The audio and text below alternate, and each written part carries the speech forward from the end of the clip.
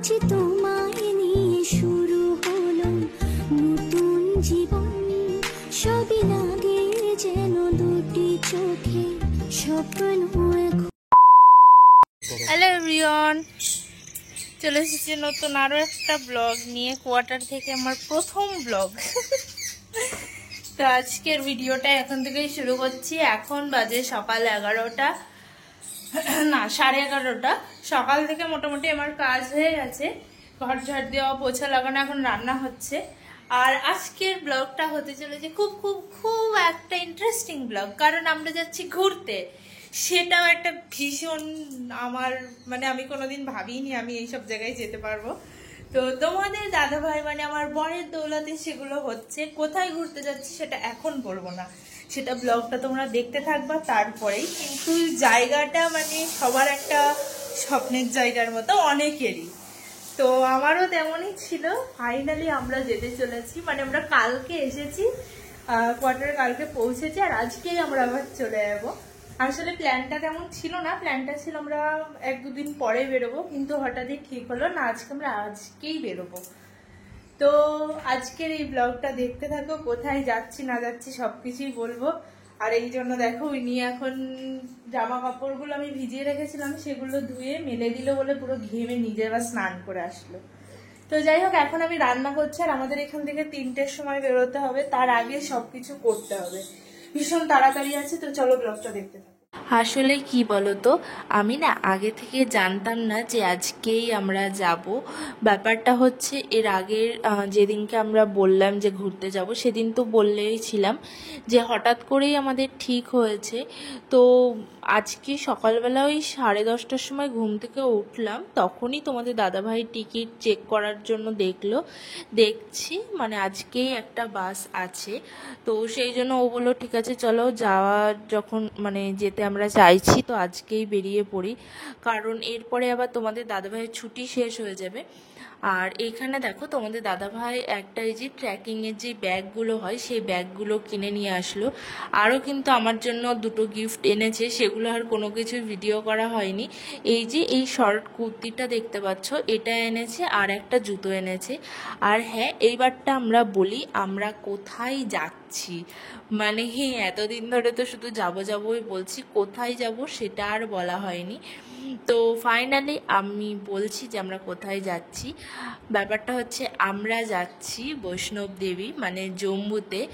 আসলে এখানে না, এখান থেকে আমরা যেখানে আছি এখান থেকে সেটা বেশি দূর না, বৈষ্ণব দেবী বেশি দূর না, খুবই অল্প টাইম। ট্রেনে গেলে তো একদমই কম, কিন্তু আমরা ট্রেনে যাচ্ছি না, আমরা যাচ্ছি বাসে। তার একটা কারণ আছে, কারণটা হচ্ছে ট্রেনটা আমরা এখন যেখানে আছি সেখানে না প্রত্যেক দিন নেই।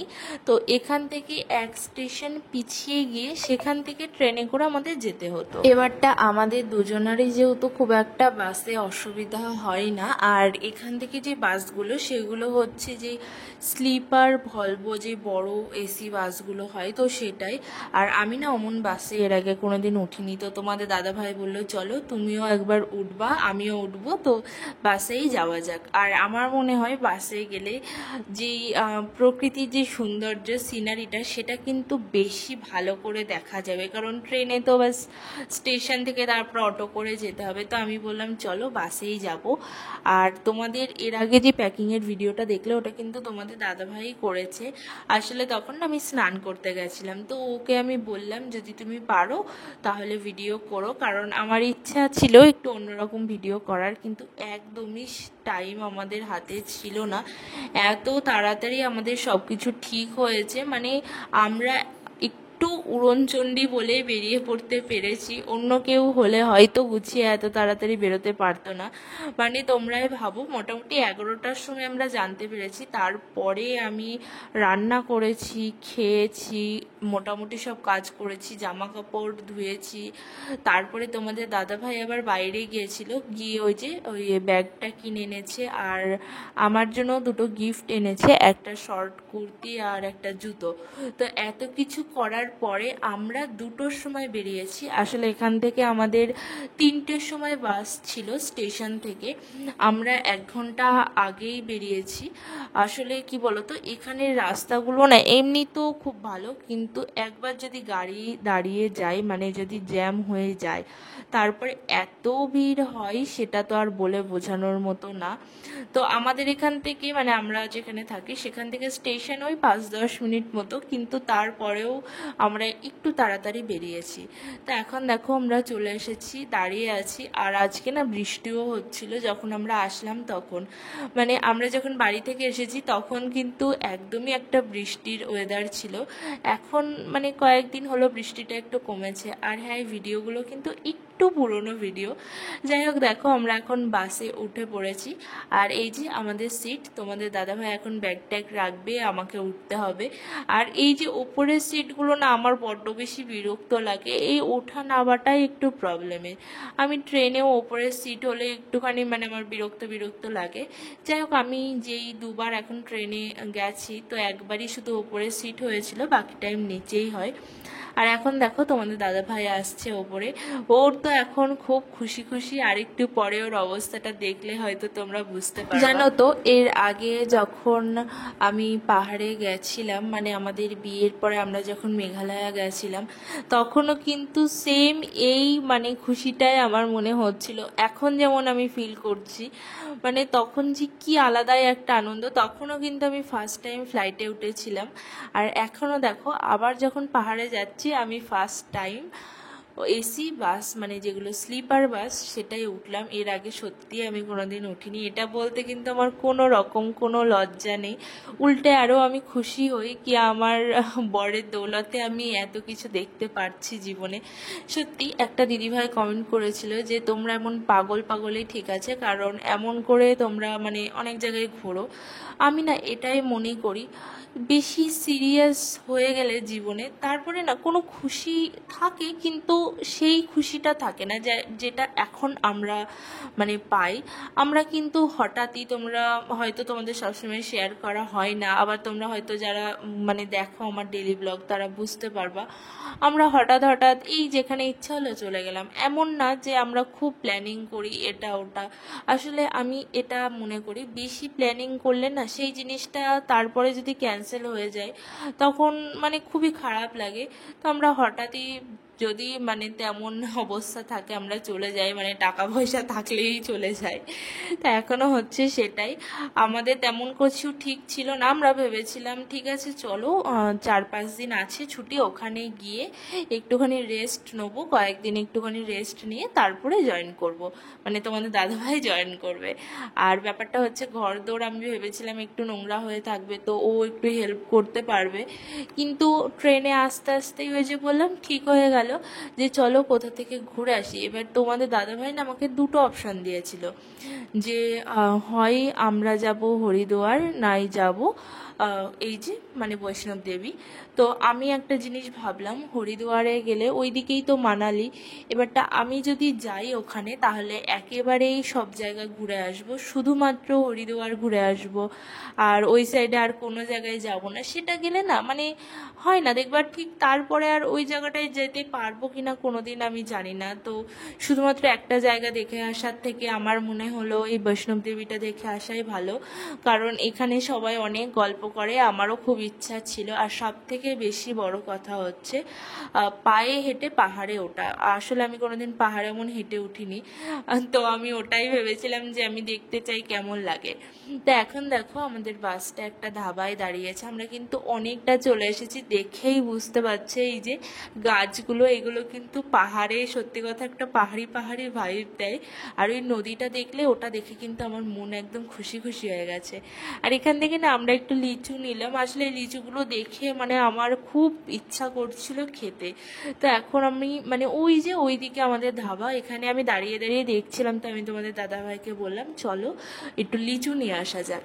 আর এখান থেকে আমরা কিন্তু একটু টিফিন করে নিয়েছি, তারপরে আবার উঠে পড়েছি বাসে। এখন বাজে মোটামুটি ওই 7টা মতো।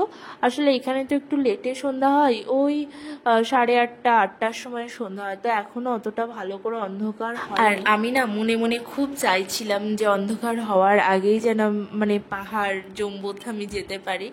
আসলে আমি না একটু পাহাড় মানে আমার খুব ভালো লাগে, আমি যে কোনো জিনিস না দেখতে খুব ভালোবাসি। যেমন এই পাহাড়ে দেখো, তোমাদের দাদাভাই কিন্তু এখন চোখ বন্ধ করে শুয়ে আছে, কিন্তু আমি পুরোপুরি বাইরের দিকেই তাকিয়ে আছি। আমার এই যে সৌন্দর্যগুলো দেখতে খুবই ভালো লাগে, কারণ দেখো একবার এখান থেকে ঘুরে যাচ্ছি, জানি না আর আসতে পারবো কিনা, তো পুরোটা মুহূর্ত আমি চাই এগুলোকে দেখতে।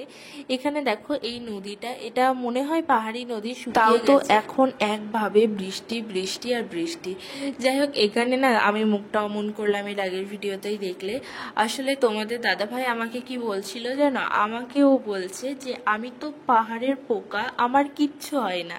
আসলে ওর পাহাড়ে একটু অসুবিধা হয়, মানে পাহাড়ে যখন এমন ওঠে গাড়িতে, তো ওর একটু গাটা ঘোলায়, তো ওর জন্য ওষুধও নিয়ে এসেছে, ওষুধ খেয়েছে আর এখন চোখ বন্ধ করে পুরো শুয়ে আছে। তো আমি ওকে ওটাই বলছিলাম যে দেখো, আমি পাহাড়ে কোনোদিন না উঠেও মানে পুরোপুরি ঠিকঠাক উঠে যেতে পারি, আমার তেমন একটা অসুবিধা হয় না। তুমি তো পাহাড়ে থেকেছো কতদিন। যাই হোক, একটু এর সঙ্গে এই হাসি মজা চলছিল। আর আমরা কিন্তু পৌঁছে গেছি জম্বু, ভিডিওটা দেখলেই বুঝতে পারবা যে ওখানে পুলিশগুলো দাঁড়িয়েছিল। দেখে সত্যি বলছি আমার এত আনন্দ লেগেছে না, মানে এই জিনিসগুলো সত্যি সামনে থেকে দেখে আমি কি বলবো, এই ফিলিংসটা না ভাষায় প্রকাশ করার মতো না। আর আমি হচ্ছি একটু অন্যরকমের, আসলে আমি খুব ছোট ছোট বিষয়ে খুশি হয়ে যাই। মানে এটা আমি জানি না কে কেমনভাবে নেবে, কিন্তু এটাই সত্যি। আমি খুব ছোট ছোট বিষয় মানে খুব পজিটিভলি আমি সেই জিনিসগুলো নিই, আমি খুব খুশি হই ছোট ছোট বিষয়ে। মানে এই ছোট্ট একটা গোলাপ ফুলেও আমি খুশি হই, একটা 50 টাকা দিয়ে কেউ কানের এনে দিলে সেটাতেও আমি ভীষণ খুশি হই।